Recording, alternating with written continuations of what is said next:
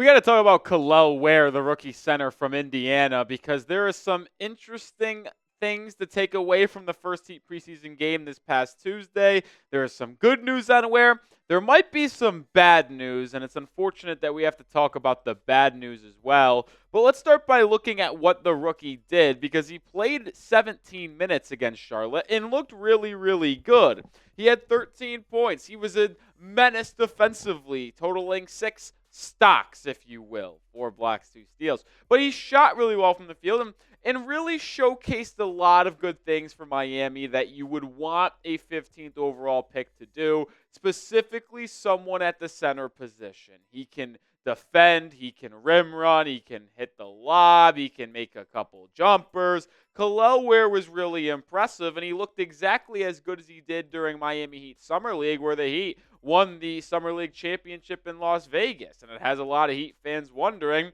how good can this young man actually be? But it also has people wondering if he should start for the Miami Heat this year. And I have been someone who says he needs to be eased along, but be the backup center to Bam Adebayo, and then we'll get into him starting further on in his career. But let me know your thoughts on the matter. Should Kelel Ware start for the Miami Heat?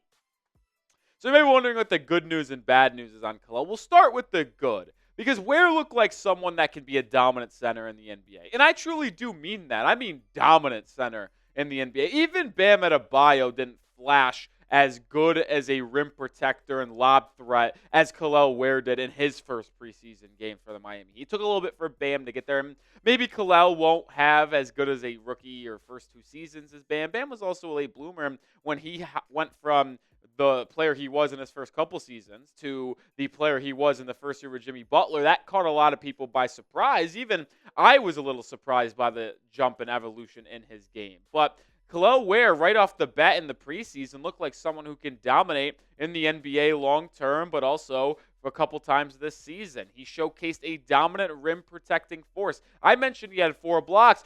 3 of them came on 1 possession where he rejected someone on Charlotte. They took the ball on the side out. Then he blocked another shot, an offensive rebound. He blocked that shot. I mean, his arm length and length in general is just so dang impressive. Like, he's 7 feet tall with a 7'4.5" wingspan.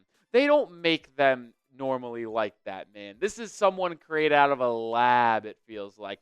And if he's able to refine his defensive technique, stay home, don't fall for pump fakes, and just trust his length and athleticism to deter and alter shots on the interior and not pick up fouls, this is someone that's going to be one of the best rim protectors in the NBA. I'm talking he's going to average 2.5 blocks per game. I don't really think there's any question about it. But he also showcased a nice little smooth jumper. He went 1 of 3 from the three-point line. But the thing that's the most impressive when I talk about these guys who can shoot, and if they are shooting poorly in terms of percentages, what do we want to see them? Like, it's all about the process. If the result's not there, but if the process is good, well, I'm going to trust the result's going to eventually show up. And when you watch Kelel Ware's base, his follow-through, his upward motion, you'll feel confident that it's going to work out for him, whether it be in the mid-range, whether it be off catch-and-shoot three-pointers. And no, he should take maybe 5% of his shot attempts from beyond the arc, but he can mix it up and take 1 or 2 threes a game. I would have no issue with that.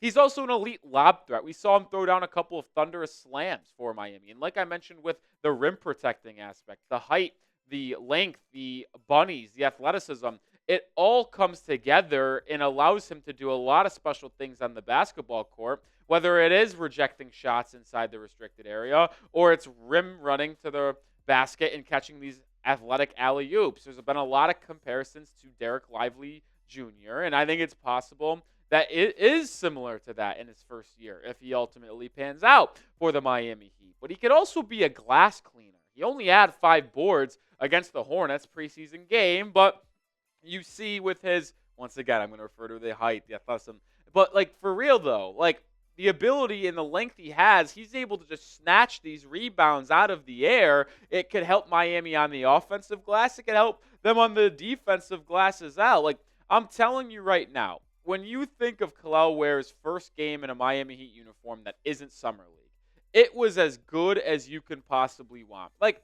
seriously, what else would you want him to display in that first game outside of what he did?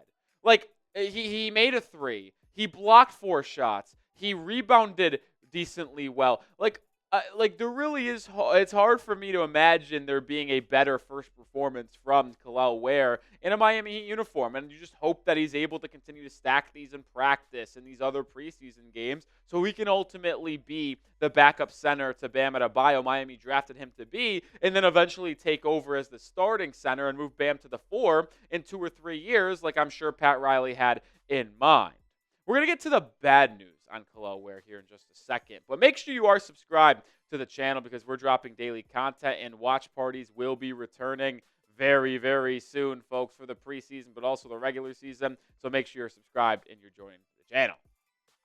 All right, let's get to the bad news now, because there is some bad news based off Kel'el Ware's first performance. Like, he was the 4th center to check in.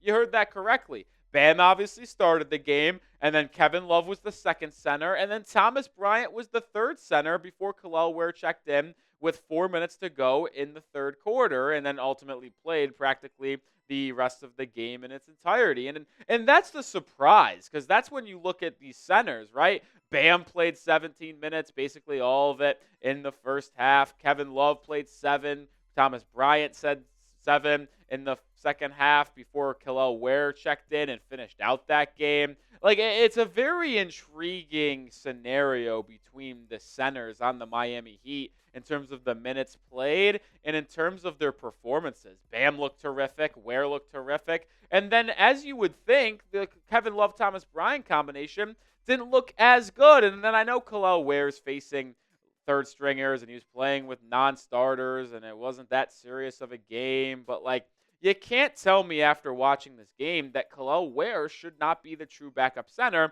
and be the 2nd guy off the bench compared to Bam Adebayo rather than the 4th. But before we get into my more thoughts on the matter, make sure you are representing the Miami Heat on a daily basis with this Chat Sports shirt here. Chatsports.com/Heat shirt gets you this shirt for $21. On sale right now. They got sizes running through small through 2X, 3X, 4X, and higher are gone, but you still got some there available for you. So if you want to represent the Miami Heat this upcoming season, now's your opportunity to make sure it comes in before you ultimately run out of time before the season begins on October 23rd. Get your Heat shirt right now. It's going to be in the description and comments. You see the link. Go click it. And here's my thoughts on the matter. I mean, I'm having a hard time not making this a bigger deal than it is. And I don't want to overreact to one preseason game and be like, Kel'el, where's the 4th center off? Like, this is how it's going to be all year. The rookie's never going to play. Why they draft him in the 1st round? I'm not going to be like that. But to me, am I surprised that Kel'el Ware was the 4th? No, I'm actually not. Like, I would have expected him to be 3rd. But the fact that Thomas Bryant went in before he did, that's a little bit weird to me. Like, Thomas Bryant is such a bad center. Like, I simply can't take it anymore. And I feel bad for saying that because when he signed with Miami, there's nothing I wanted more than for it to work out because I wanted him to be very good because the Heat have never had a backup center. So when they signed him, I was like, oh, he's from Rochester, my hometown. Like, come on, 5'8", stand up, represent, be that backup center we've looking for. And it's just been a disaster. I mean, you saw the numbers. 1 of 4 from 3, 2 of 7 from the field. He was an offensive center that was brought in. Like, he was an offensive-oriented guy. But he can't play offense. He struggles getting rebounds at times. And he's obsessed with shooting 3-point shots as a 7-footer, and they never go in. I cannot stand it anymore. I can't do it. And if I'm going to watch a backup center for Miami, I would rather watch someone that is raw and maybe getting schooled by some veterans than just simply doesn't have the talent, because that's the situation we have right now with the rookie Kel'el Ware in comparison to Thomas Bryant. And if you are fed up with Thomas Bryant as much as I am, let me know your thoughts on this question. Should the Heat waive Thomas Bryant? Now, they could waive him, but the issue is that roster spot would be basically vacant because it's a guaranteed vet-min contract for TB, which means he's getting paid that money no matter what, and the Heat still wouldn't be able to add someone onto the roster because they'd go over the second apron. But let me know, should the Heat waive Thomas Bryant? Type Y for yes or type N for no. I mean, I wouldn't waive him as much as I dislike him on the roster. You can't waive him. because there's no point in doing that unless you just want to have 13 players on the roster rather than 14 because the contract's guaranteed no matter what. And what a mistake from Pat Riley. Like, listen, Pat Riley is as good as a basketball mind as you can look for in the NBA. But this was really a questionable one, especially since free agency comes after the draft. You draft Kel'el Ware. You're like, okay, we'll bring back Kevin Love, and they'll be our three centers. We'll have Bam, we'll have Kevin Love, we'll have Kelel Ware, and we have Nikola Jovic in the front court. We're fine. And then you sign Thomas Bryant. You're like, well, why do you need four? That doesn't make any sense to me on why you would need four centers, specifically when you don't have a true backup point guard in this roster. Like, could you imagine this Heat team if they had Markelle Fultz, if they had Dennis Smith Jr. on a one-year vetman contract that Thomas Bryant has, but he's a backup point guard that can be a good defender and playmaker off the bench? Like, that would be so much more valuable. I do not understand why the Heat brought back Thomas Bryant. It's an absolute disaster from the Miami Heat, and it really continues to look that way as we speak. Which is why you should subscribe, because we're posting daily content, but you're also going to get raw reactions from me. I'm not going to sugarcoat my thoughts. I'm not going to just go up there blindly and kind of be optimistic and back the Miami Heat organization. I'm going to tell you how I feel and how I think things are going. Am I positive about the way this team is heading right now? Absolutely. But was it a mistake to bring Thomas Bryant back in? No questions about it. I'm going to tell you how I feel, and that's why you got to subscribe to the Heat Report, because we're the best way to watch Heat content and get your news and rumors. As always, folks, I'll see you tomorrow with another video. Go Heat.